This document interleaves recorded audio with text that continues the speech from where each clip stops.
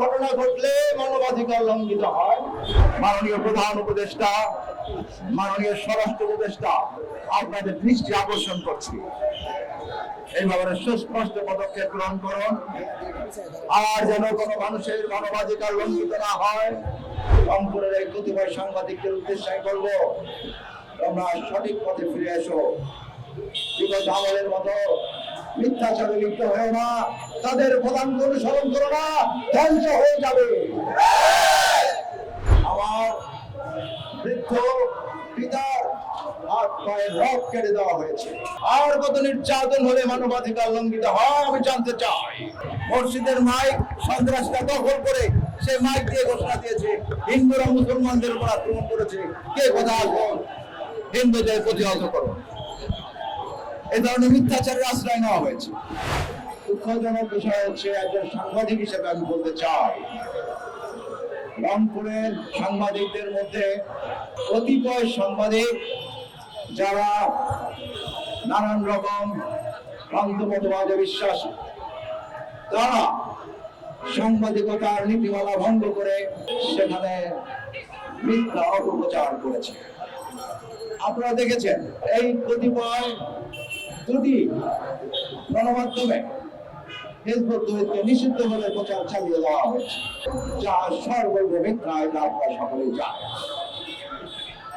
এরকম তাহা মিথ্যা যারা প্রচার করেছে বিভ্রান্তি সৃষ্টি করার জন্য, তারা আরো কি করেছে, তারা হিজবুত তৌহিদের সদস্যদেরকে আক্রমণকারী হিসেবে গণনা করেছে। অথচ সোশ্যাল মিডিয়া সহ অন্যান্য সকল মিডিয়া এবং সারা দেশের মানুষ জানেন এবং রংপুরবাসী দেখেছেন সেখানে আক্রমণ করা হয়েছে হিজবুত তৌহিদের সদস্যদের। কারণ আপনারা জানেন ঘটনাস্থল হচ্ছে হিজবুত তৌহিদের বিভাগ আমিরের বাড়ি। তিনি তার বাড়িতে ছিলেন, তার বাড়িতেই কিছু অতিথি এসেছিল, সেখানে যে আক্রমণ করা হয়েছে। নিজের বাড়িতে যারা অনুষ্ঠান আয়োজন করেছেন, তিনি কেন সেখানে আক্রমণ করতে যাবেন? তিনি যদি সেখানে সংঘর্ষে লিপ্ত হন তাহলে তার অনুষ্ঠানটা তো বন্ধ হবে, স্বাভাবিক। কিন্তু চরম মিথ্যার আশ্রয় নিয়ে উল্টো কথা বলে দেওয়া হয়েছে। তাদের এই দুরভিসন্ধি আরো স্পষ্ট হয় যখন আমরা দেখি আক্রান্তদের কোন সাক্ষাৎকার নেওয়া হয়নি, আক্রান্তদের মতামত নেওয়া হয়নি, তাদের অভিমত নেওয়া হয়নি, উপরন্ত উল্টো আক্রমণকারীদের মতামত নেওয়া হয়েছে। আক্রমণকারীদের মন্তব্য প্রচার করে বিভ্রান্তি সৃষ্টি করার চেষ্টা করা হয়েছে, মিথ্যাকে সত্য বলে চালিয়ে দেওয়ার চেষ্টা করা হয়েছে। আক্রমণকারীরা অসংখ্য মিথ্যা এবং অপপ্রচার করেছে, সেগুলো তারা প্রচার করেছে, অর্থাৎ মিথ্যাকে প্রতিষ্ঠা করার অপচেষ্টা চালানো হয়েছে মিডিয়াকে ব্যবহার করে। এটা কোনো মিডিয়ার ইথিক্স নয়। মিডিয়ার দায়িত্ব হচ্ছে বস্তুনিষ্ঠ সংবাদ প্রকাশ করা, ঘটনা কি ঘটেছে সেটা প্রকাশ করা। রংপুরের এই কতিপয় সাংবাদিকদের উদ্দেশ্যে বলবো, তোমরা সঠিক পথে ফিরে এসো।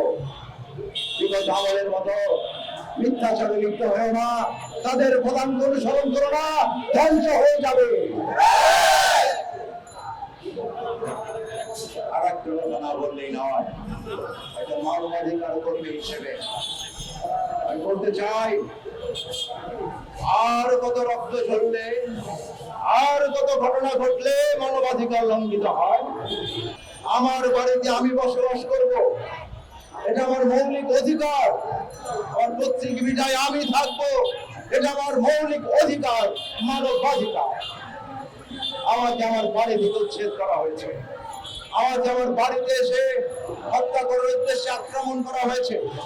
আমার বৃদ্ধ বাবা মাকে পিটিয়ে পিঠের মেরুদণ্ড এবং পায়ের হাড় ভেঙে দেওয়া হয়েছে। আমার বৃদ্ধ পিতার হাত পায়ে রক কেটে দেওয়া হয়েছে। আর কত নির্যাতন হলে মানবাধিকার লঙ্ঘিত হয় আমি জানতে চাই। তারপর আমাদের বাড়ির সমস্ত মালামাল, টিভি, ফ্রিজ, গরু, ছাগল, হাঁস, মুরগি সহ যাবতীয় যা কিছু ছিল সব লুট করে নিয়ে গেছে।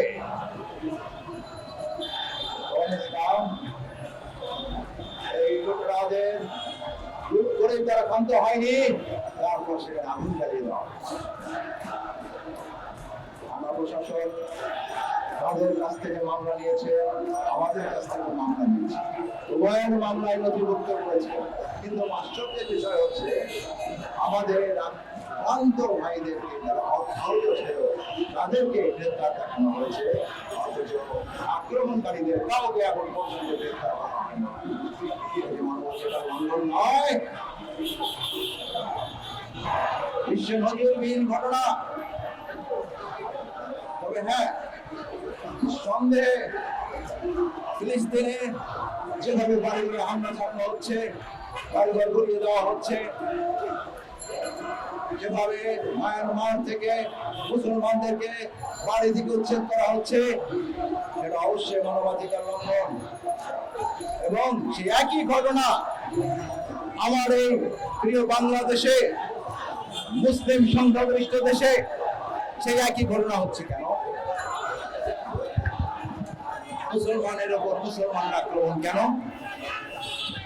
মিথ্যা প্রচার করে যে হিন্দুরা আক্রমণ করেছে, মুসলমানদের হিন্দু নামে আখ্যায়িত করে মসজিদের মাইক সন্ত্রাসীরা দখল করে সে মাইক দিয়ে ঘোষণা দিয়েছে হিন্দুরা মুসলমানদের উপর আক্রমণ করেছে। কে কথা আসুন, হিন্দুদের প্রতিহত করো। এই ধরনের মিথ্যাচারের আশ্রয় নেওয়া হয়েছে উদ্দেশ্য প্রণোদিত। আমি স্পষ্ট ভাষায় বলতে চাই, আন্তর্জাতিক মানবাধিকার আইন বলেন, জাতিসংঘের মানবাধিকার আইন বলেন, বাংলাদেশের সাংবিধানিক আইন বলেন, সবই লঙ্ঘিত হচ্ছে। মাননীয় প্রধান উপদেষ্টা, মাননীয় স্বরাষ্ট্র উপদেষ্টা, আপনাদের দৃষ্টি আকর্ষণ করছি, এই ব্যাপারে সুস্পষ্ট পদক্ষেপ গ্রহণ করুন। আর যেন কোনো মানুষের মানবাধিকার লঙ্ঘিত না হয়, আর যেন কেউ ঘর ছাড়া না হয়। আক্রমণকারীদের মধ্যে আমরা জেনেছি স্থানীয় জামাতের নেতৃবৃন্দ রয়েছে। 2012 সালেও তাদের একজন, তার বড় ভাই আক্রমণ করেছিল, আবার তারই ছোট ভাইয়ের নেতৃত্বে আক্রমণ হয়েছে। অন্য যে কারণেই থাকুক না কেন, আমাদের কেন্দ্রীয় নেতৃবৃন্দের কাছে আমরা আশা করব এই বিষয়ে একটি সুস্পষ্ট বিবৃতি, এবং তাদেরকে অবিলম্বে বহিষ্কার করতে হবে তাদের পাশে। আমি স্পষ্ট ভাষায় বলতে চাই,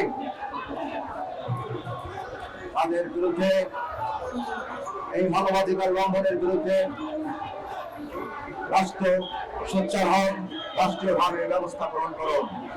আমি শুধু এটুকুই বলতে চাই যে আর কোন মিডিয়া যেন মিথ্যার আশ্রয় না নেওয়া হয়, আর যেন মিডিয়া যেন বিগত স্বৈরাচারের আমলের মতো পরিণতি বরণ না করে, আর কোন মিডিয়া যেন সত্যকে মিথ্যা, মিথ্যাকে সত্য বলে প্রচার না করে।